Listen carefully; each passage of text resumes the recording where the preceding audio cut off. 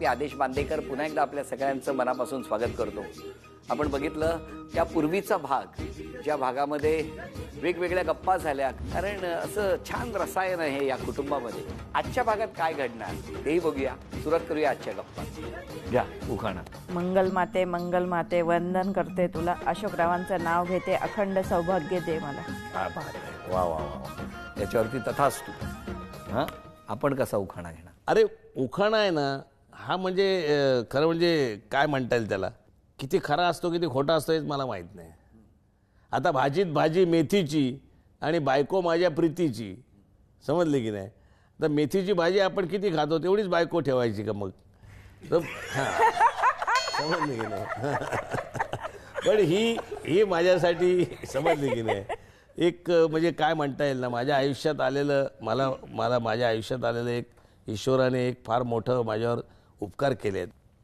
बघा, रामायणात सांगितलं आहे, महाभारतात सांगितलं आहे, व्यासांनी सांगितलं आहे की जगात सर्वात सुखी माणूस कोण. दोन गोष्टी सांगितल्या. जगात सर्वात नशीबवान माणूस कोण, तर ज्याची पत्नी चांगली आहे तो. त्यामुळे मी खऱ्या अर्थाने नशीबवान आहे. आणि जगात सर्वात मोठं सुख माणसाला जर कुठचं असेल तर ते आहे संतान सुख. ते सुद्धा हिच्या कृपेने असं संतान मला मिळालेलं आहे की ज्याच्यामुळे मी ईश्वराच्या दररोज मी आभार मानतो की ज्याचं कौतुक हे मी कधीच केलं नाही. कारण आमचा तो स्वभावच नाही. तो कधी मंत्रालयात जातो, बऱ्याच मंत्र्यांनी सांगितलं, अधिकाऱ्यांनी सांगितलं, इंडस्ट्रीमधल्या लोकांनी सांगितलं, तो कधी तुमची ओळख न सांगता, तर म्हणजे जे बोलले त्यांचं मला आठवतं आहे ते सांगतो आहे की अशा प्रकारची संतान आणि मग त्याच्या पुढे जाऊन अशा प्रकारची सून, अशा प्रकारच्या बहिणी, अशा प्रकारचे मित्र, अनेक मित्र आहेत. त्याच्यामध्ये तुम्ही पण आलं लक्षामध्ये की ज्यांनी माझा शब्द कधी खाली पडू दिला नाही. मित्र कोण आहेत? माझा शब्द कधी खाली पडू दिला नाही. आता या मागच्या लॉकडाऊनमध्ये आम्ही सहज बसलो होतो तिघेजण. लॉकडाऊन झाला, सगळं बंद झालं. कलाकारांचं काय, सगळे हातबल झाले होते. रंजनाने आणि सुजयने प्रस्ताव मांडला माझ्याकडे की आपण कलाकारांना महिन्याला काही पैसे देऊ. या माऊलीचं थोर पण कशात आहे ते सांगतो मी तुम्हाला. की यांनी प्रस्ताव मांडला आणि मग आमच्याकडे जे काही कामगार आहेत जेवढे सगळे, त्यांना अर्धा पगार आणि प्रत्येक कलाकाराला कोणाला 2,000, कोणाला 3,000, कोणाला, आम्ही लिस्ट काढली. आमच्याकडे 150, पावणे 200 सगळे मिळून कलाकार आहेत या कार्यक्रमातले. मग त्यातले जवळजवळ 100 आम्ही शॉर्टलिस्ट केले की कसं आहे की तुझी कॅपॅसिटी आहे, मग तुला नाही द्यायचे, याची कॅपॅसिटी आहे याला नाही द्यायचे, जे नोकरीला आहेत त्यांना नाही द्यायचे, ज्यांचं काय ते चालू आहे त्यांना नाही द्यायचे, बाकीच्यांना द्यायचे. असं म्हणून आम्ही गेल्या 1.5 वर्षामध्ये जवळजवळ 30 ते 35 लाख रुपये कलाकारांना दिले. मी हा आकडा मुद्दाम सांगतो म्हणजे त्याच्यामागे हा कसा आहे, पुत्राला पैशाची लालच असते, बायकोला वाटतं की आपला नवरा भोळा सांब आहे, तो सगळ्यांना दान करतोय. पण हा प्रस्ताव मुळात त्यांच्याकडून माझ्याकडे आला जो माझ्याही मनात होता. आणि मला असं वाटतं की आमच्या कुटुंबाने, आमच्या घरासाठी, म्हणजे कुटुंब आता कोणाचं कुटुंब आहे ते चौरंग हे आपलं कुटुंब आहे. त्याची जबाबदारी कोणावर आहे? आमच्यावर आहे. तर मग ती जबाबदारी पार पाडण्यासाठी हिने स्वतः प्रस्ताव मांडला. मी घाबरत होतो, हे हिशोबातला एकदम चोख आहे, एकदम प्रत्येक पैचा हिशोब दिला पाहिजे, सगळे घाबरतात. हे जे सुजयने सांगितलं ना मगाशी, आता माझ्या खिशात किती पैसे मला माहीत नसेल, तिला माहिती आहे. परंतु अशा संकट काळामध्ये तिने खऱ्या अर्थाने हे जे मला अपेक्षित होतं, जे आमच्या घरामध्ये माझे आजोबा आहेत ना, आजोबा हे दिवाळीच्या वेळी पेंड्या द्यायचे. कोणाला पेंड्या द्यायचे? आलुतीदार बलुतीदार असतात ना, पेंड्या द्यायचे आणि त्यांच्या पाया पडायचे. मला प्रश्न पडायचा, आता आजोबा म्हणजे पाटील आणि हे काय, हे पाया कसे काय पडतात? ते म्हणतात, अरे बाबा, कुणब्याच्या घरामध्ये हेच देव आहेत आपले, रामकृष्ण हरी, रामकृष्ण हरी. क्या बात. त्यांच्या तोंडी नेहमी रामकृष्ण हरी असायचं. समजले की नाही. त्या काळची भोळी भाबडी जी समजूत होती, मला असं वाटतं आयुष्यात ती फार मोठी समजूत होती की देवाचं नाव घेतल्यावर आपलं सगळंच भलं होईल. याच्या पलीकडे त्यांच्याकडे कोण डॉक्टर नव्हता, याच्या पलीकडे त्यांच्याकडून हाकीम नव्हता, याच्या पलीकडे त्यांच्याकडे कोणी वैद्य नव्हता, त्याच्या पलीकडे त्यांच्याकडे कोणी सल्लागार नव्हता. आमच्या गावी धरण झालं त्यावेळेला सगळ्यांनी विरोध केला, पण आमच्या आजोबा म्हणाले नाही, धरण होऊ द्या, पुढच्या त्या बाकीच्या लोकांना पाणी मिळेल. अरे गाढवा हो, पाण्यासारखं पुण्य नाही, तेव्हा हे धरण झालं पाहिजे. त्यांनी जे पाणी दिलं ते पुण्य निश्चित होतं कुठेतरी, ते आम्हाला मिळालेलं आहे. बरं, आता यानंतर एक छोटासा खेळ आहे. डोळे बंद आहेत अशोकजींचे. अशोकजी, समोर काही वस्तू असतील त्या स्पर्शाने ओळखायच्या आहेत. हां, आणि 5ही वस्तू जर तुम्ही अचूक ओळखल्या तर या माऊलीला सोन्याची नथ बक्षीस म्हणून झी मराठीकडून मिळवून द्यायची आहे. हे आव्हान तुमच्यासाठी आहे. हां, शांतपणे. सफरचंद. अभिनंदन. दुसरी वस्तू.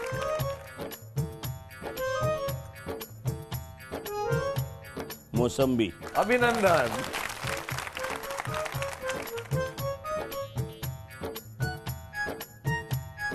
पेरू. चला, अभिनंदन. पेर. 4. संत्र. अभिनंदन. आता थोडक्यात एक प्रश्न आहे. पूर्वी आम्ही असं ऐकलं होतं की ते काहीतरी ना फळांचा वगैरे व्यवसाय करताना किंवा आंब्याचा व्यवसायात तुम्ही एक एवढं असं नाव आहे की आंतरराष्ट्रीय स्तरावर तुमचं नाव आहे. ते काहीतरी हातावर टॉवेल टाकणं, रुमाल टाकणं, बोटं पकडणं असं काहीतरी असतं. तर ते काय आहे नेमकं? तुम्ही फार चांगला प्रश्न विचारलाय. अर्थात मी गेली 35-40 वर्ष हा व्यवसाय करतोय, पण मी कधी रुमालाच्या खाली हात घालून भाव केला नाही, कारण आता सगळी सिस्टीम बदललेली आहे, मीच ती बदलवली. पण मुद्दा असा आहे, माल बघितला की लगेच त्याच्या खाली असा रुमाल टाकला जातो, मोठा टॉवेल असतो तो. हे एक गिरायक आहे, हे एक गिरायक आहे, हे एक गिरायक आहे. हे सगळं व्यापारामध्ये, धंद्यामध्ये सगळं जसं आपण ऑडियन्स बघून काम करतो तसंच आहे सगळं. बरं, आता जर त्यापे बोली लावली 100, हा म्हणाल 101, हा फार फार ते 102 म्हणेल. हो, त्यामुळे ती हे टेंडर system सिस्टीम आहे. मग ओके. काय होतं, मग ह्याचा हत्या घेतल्यानंतर हे सोपं आहे बघा. इकडे ते 100, 110 हे दोनदा, 120, 130, 140, 150, ते कॅमेरात घे, 150. नाही हा, बरोबर आहे. Yes yes. आता हे 100 आहेत, मग 1000 असेल तर हेच 1000, हे 1100. त्यावेळी बाजारभावाची जी रेंज असते त्याप्रमाणे ते आहे. आणि मग मी काय विचार करणार, हे सगळं झाल्यानंतर मग मी याला टाळी ठोकणार, म्हणजे माल मिळाला. याला माल दिला. हो, म्हणजे हे बाजारभाव फुटू नये म्हणून. खरं म्हणजे त्या काळात, आता प्रत्येक काळ असतो, आता काळ बदललाय. मी स्वतः त्याचा, माझा विरोध त्याला पहिल्यापासून होता. विश्वास सत्य आहे, बाकी मिथ्या आहे. ही सोन्याची नथ झी मराठीकडून. अभिनंदन. हे सगळे कुटुंब आहे, पण तसंच एक एक्सटेंडेड कुटुंब म्हणतो ना आपलं, तसं आज तुमचे मित्रही इकडे आहेत, बाबा शेट्टी, बरोबर? तुम्ही काय सांगणार अशोकजींबद्दल आणि वहिनींबद्दल? खरं म्हणजे एक दिवस मी रेस्टॉरंटवाला आहे, मला काही संबंध नाही याच्यात. मी गल्ल्यावर बसलो होतो, अशोक मला बोला काय करतो, चल कार्यक्रमाला. मग गेलो.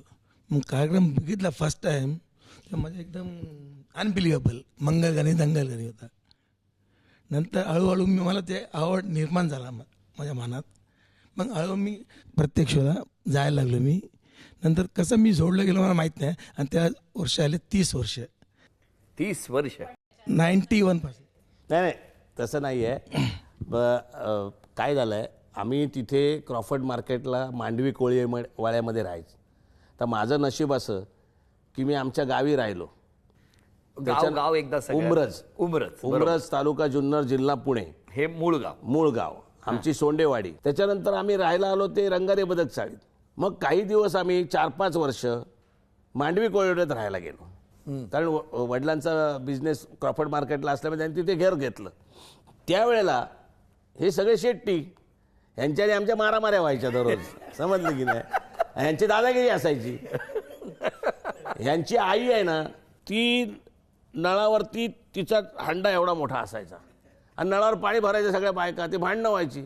तर तिला एकेरी बाईने विचारलं, तुमचा हंडा एवढा मोठा, मग आमची कळशी एवढी छोटी, एवढा तुमचा हंडा भरेपर्यंत आम्ही थांबायचं कसं काय? तुला पोरा किती? ती विचारते, भवान बाया वचक होता तिचा, तुला पोरा किती? ती म्हणली, मला 2. मला 10 पोरा आहेत. मग हंडा मोठा नको.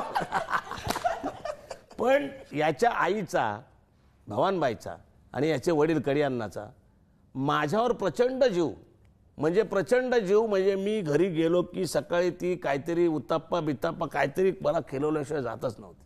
हळूहळू आम्ही मोठे झालो आणि मला आठवतं आहे की साधारण 1987 वडील ज्यावेळी आजारी पडले, ते 2000 ह्या 13 वर्षाच्या काळात मी कर्जबाजारी होतो. त्यावेळी 2000 आणि 4000 होतं काम.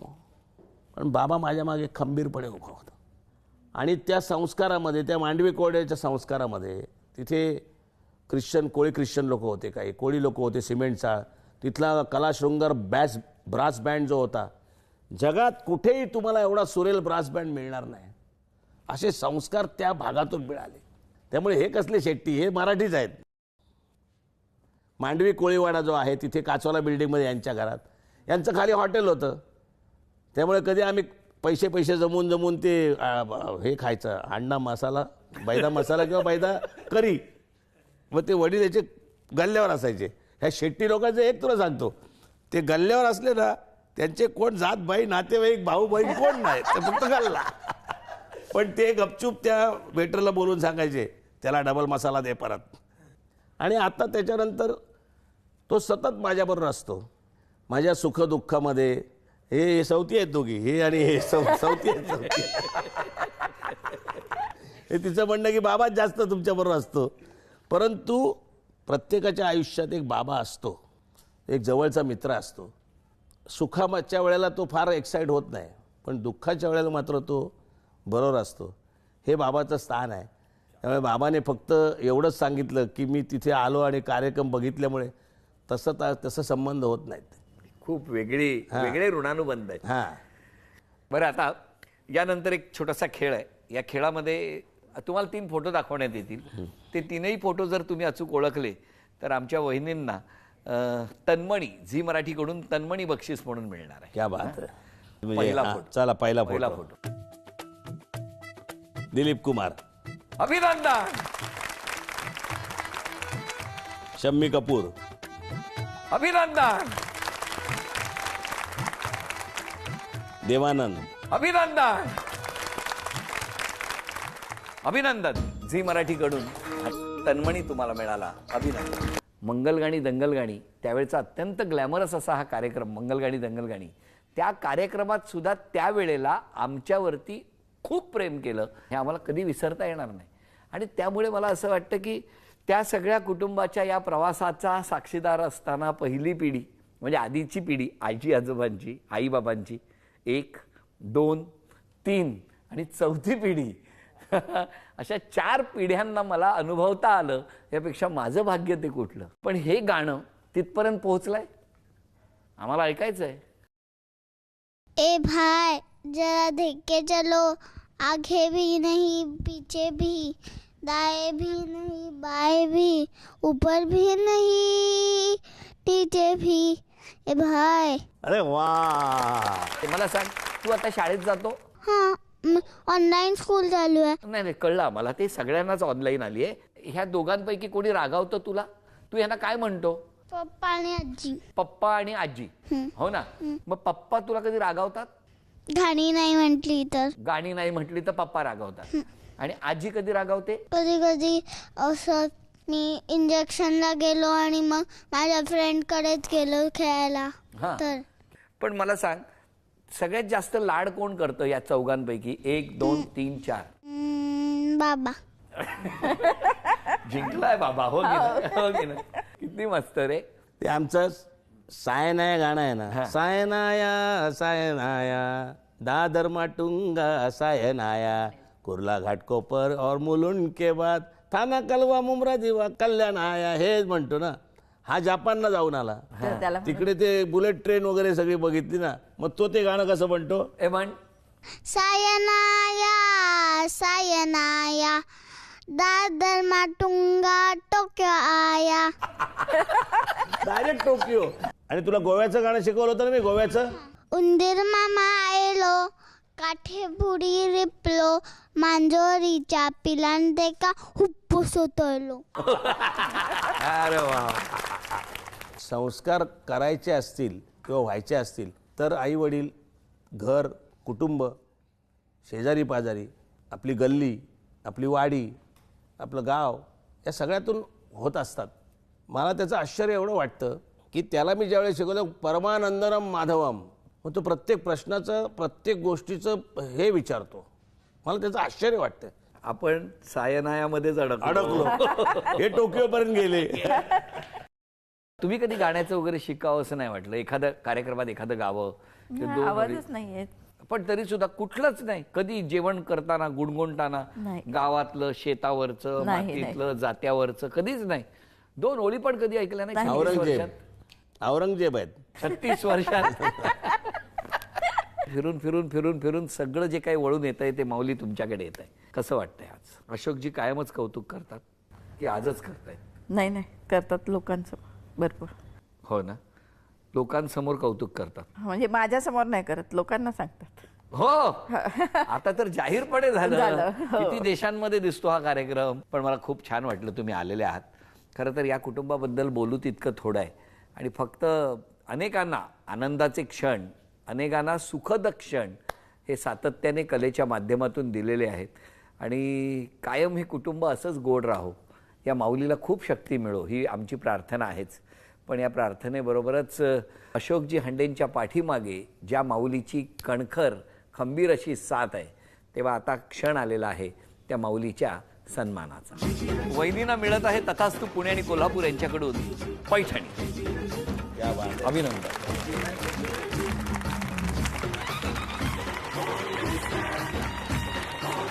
आजचा भाग इथेच संपतो आहे. पुन्हा भेटूया अशीच एक पैठणी घेऊन होम मिनिस्टरच्या पुढच्या भागात. नमस्कार.